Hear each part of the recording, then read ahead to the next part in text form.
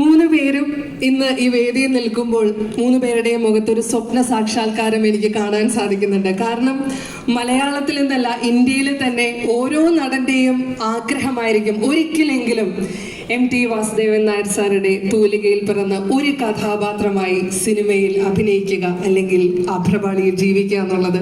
ആ ഭാഗ്യം കരസ്ഥമാക്കിയിട്ടുള്ള മൂന്ന് പേര് ഇന്നിവിടെയുണ്ട്. സോ മനോരഥങ്ങൾ എന്ന ഈ ഒരു പ്രൊജക്റ്റിലൂടെയുള്ള അനുഭവം MT സാറിന്റെ കഥാപാത്രങ്ങളായി അഭിനയിച്ചപ്പോൾ, ജീവിച്ചപ്പോൾ, അതിനുവേണ്ടി തയ്യാറെടുത്തപ്പോഴുള്ള അനുഭവം പ്രേക്ഷകരോട് ആദ്യം തന്നെ ബിജു ചേട്ടനിൽ നിന്ന് സ്റ്റാർട്ട് ചെയ്യാം.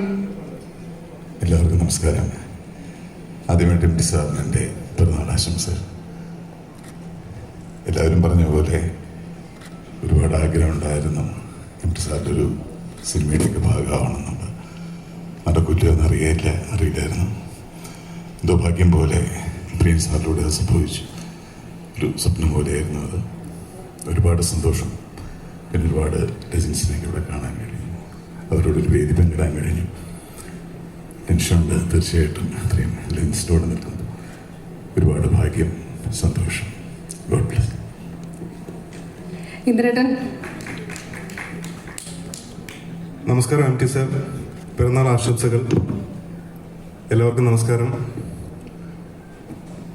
MT സാറിൻ്റെ തിരക്കഥയിൽ മുഖ്യ കഥാപാത്രമായി അഭിനയിക്കാൻ ഭാഗ്യം ലഭിച്ച രണ്ടാമത്തെ സിനിമയാണ് മനോരഥങ്ങൾ. ഇതിനു മുൻപും ഒരു മുഴുനീള ഫീച്ചർ ഫിലിമിൽ സാറിൻ്റെ തിരക്കഥയിൽ അഭിനയിക്കാൻ സാധിച്ചു. എൻ്റെ തലമുറയിൽപ്പെട്ട, അല്ലെങ്കിൽ 2000-ന് ശേഷം വന്ന പുതിയ തലമുറയിലുള്ള എത്ര നടീനടന്മാർക്ക് ആ ഒരു ഭാഗ്യം കിട്ടിയിട്ടുണ്ടെന്ന് എനിക്കറിയില്ല. പക്ഷേ എനിക്ക് കിട്ടിയിട്ടുള്ള ഏറ്റവും വലിയ അവാർഡായി ഞാനതിനെ കാണുന്നു. അച്ഛനുമായിട്ട് ഒരുപാട് അടുപ്പം, ആത്മബന്ധം ഉണ്ടായിരുന്ന വ്യക്തിയാണ്. അച്ഛൻ മാത്രമല്ല, അച്ഛൻ്റെ കുടുംബക്കാർ. ശരിക്കും ഈ കടൽക്കാറ്റ് എന്ന മനോരഥങ്ങളിലെ സെഗ്മെന്റിലാണ് ഞാൻ അഭിനയിച്ചിരിക്കുന്നത്. MT സാറിൻ്റെ തന്നെ ബന്ധനം എന്ന ഷോർട്ട് സ്റ്റോറി ആസ്പദമാക്കിയാണ് കടൽക്കാറ്റ് എന്ന ഈ സിനിമ ചെയ്തിരിക്കുന്നത്. കോയിൻസിഡൻ്റ്ലി എനിക്ക് അച്ഛൻ അഭിനയിച്ചതിൽ എനിക്ക് ഏറ്റവും പ്രിയപ്പെട്ട കഥാപാത്രം സാർ തന്നെ സംവിധാനം ചെയ്ത ബന്ധനം എന്ന സിനിമയിലെ കഥാപാത്രമാണ്. സോ ഇപ്പോൾ കഥയൊന്നല്ലെങ്കിലും സാറിൻ്റെ ബന്ധനം എന്ന ഷോർട്ട് സ്റ്റോറിയാണ് ഇവിടെ കടൽക്കാറ്റായിട്ട് തന്നിരിക്കുന്നത്. അത് അഭിനയിക്കാൻ സാധിച്ചു. സോ ഒന്നല്ല, 2 സിനിമയിൽ അഭിനയിക്കാനുള്ള ഒരു ഭാഗ്യം കിട്ടി. Double congratulations to our beloved Indrajith. Thank you. സാറിനോടൊപ്പം ഇരുന്ന് സംസാരിക്കാൻ ഒരുപാട് അവസരങ്ങൾ എനിക്ക് കിട്ടിയിട്ടില്ല.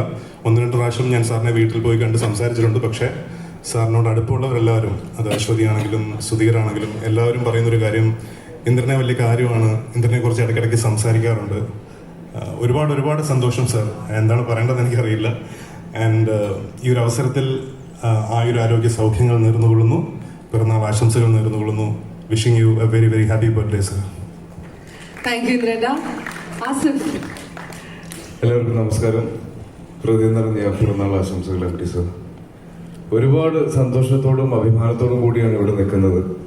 ഞാൻ ആദ്യമായി MT സാറിന്റെ മുന്നിൽ എത്തുന്നത് നീലത്താമര എന്ന സിനിമയുടെ ഓഡിഷന് വേണ്ടിയിട്ട് ലാൽ ജോസ് സാറിനെ വന്ന് കാണാൻ പറഞ്ഞപ്പോഴാണ്. അന്ന് ഒരു മലയാളി ലുക്കില്ല എന്ന് പറഞ്ഞ് എനിക്കതിൽ നിന്ന് മാറേണ്ടി വന്നു. അതിനുശേഷം നീണ്ട 13 വർഷത്തെ കാത്തിരിപ്പാണ് സാറിൻ്റെ ഒരു ക്യാരക്ടർ ചെയ്യാൻ പറ്റിയത്. അതിൻ്റെ ഒരു സന്തോഷം തീർച്ചയായിട്ടും ഉണ്ട്. അശ്വതി മാം, സാറിൻ്റെ മകൾ അശ്വതി മാം ഡയറക്റ്റ് ചെയ്ത ഫിലിമിലാണ് ഞാൻ അഭിനയിക്കുന്നത്. മധുബാലയാണ് എൻ്റെ കൂടെ അഭിനയിച്ചിട്ടുള്ളത്. ഒരുപാട് സന്തോഷം. Thank you. തീർച്ചയായിട്ടും ആസിഫ്.